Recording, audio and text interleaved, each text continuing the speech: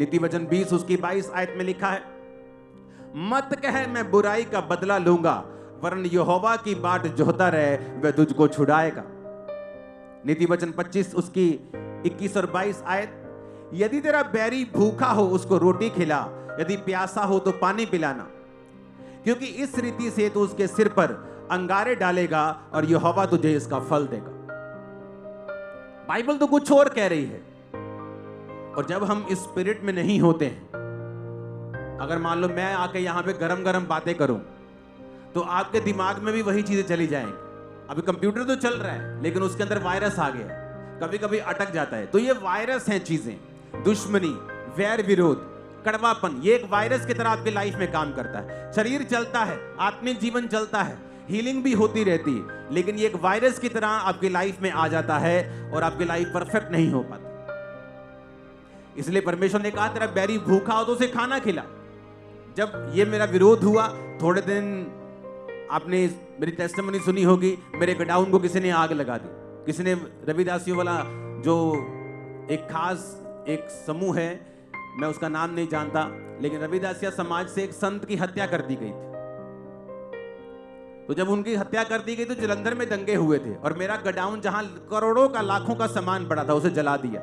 जिन लोगों ने जलाया उनको मैं जानता था। परमेश्वर ने कहा इनके खिलाफ केस मत करना। दुख हुआ बहुत, जिस काम की मैं गवाही देता मेरे आंखों के सामने जल रही थी, लेकिन प्रभु का वचन कहता सब बातें मिलकर भलाई पैदा करती हैं। जो प्रभु यीशु से प्रेम करते हैं, माफ करना है, बैरी को सताना नहीं है, जो परसिक्यूट करे, परमेश्वर ने कहा जो सताए उसको, उसके लिए प्रार्थना करनी है। क्या हुआ कुछ सालों के बाद, पूरे 5 साल बाद परमेश्वर ने मेरी वाइफ उसी समाज से मुझे दी।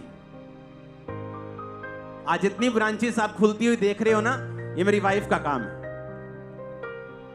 मैं तो प्रार्थना में रहता हूं, मैं आत्मिक कामों में रहता हूं। जितने आपको काम दिखते हैं सारे परफेक्शन में हो रहे हैं, मेरी वाइफ का उनमें हिस्सा है, वो मेन उसका लीडर है वो। तो सोचो परमेश्वर ने मुझे क्या दिया उसी समाज से, जब मैंने उनको माफ कर दिया। बाइबल कहती, परमेश्वर कहता मैं तुम्हारा पलटा लूंगा, तुम्हें पलटा लेने की जरूरत नहीं। आप एक छोटे बच्चे हैं, आपको दुश्मन आपको थप्पड़ मारे, अगर आप उसको थप्पड़ मार भी देंगे, आपके छोटे छोटे हाथ कितना का थप्पड़ मार देंगे। सोचो आपका बाप जो 6 फुट का है और उसका हाथ 2.5 किलो का है, अपने सनी पाजी जैसा, सोचो अगर वो मारेंगे तो कैसा मजा आएगा। आप समझ रहे मेरी बात को? हाँ, आप समझ रहे कि नहीं? तो जब बाप मारेगा, बाप जवाब देगा, बाप पलटा लेगा, वो जबरदस्त लेगा, वो सारी उम्र की आपकी ब्लेसिंग होगी। हालेलुया।